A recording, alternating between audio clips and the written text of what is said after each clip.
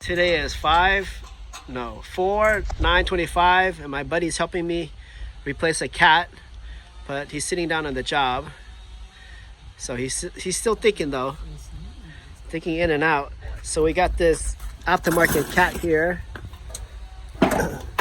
some Canadian Chinese stuff, but it does bolt up. This is a 05 Accord. Looks like that in the back. Looks like this in the front. This is where the O2 side goes, because that's right there. And this is the box. Made in China.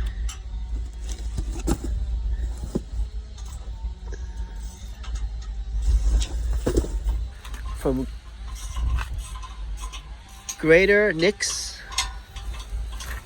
Oh, it even says 2500 Accord on there. Hey, the box says 2500 Accord on there. So apparently I must have marked it a year ago when it came. Oh, and I think it came with bolts. Yeah. And it came with a gasket.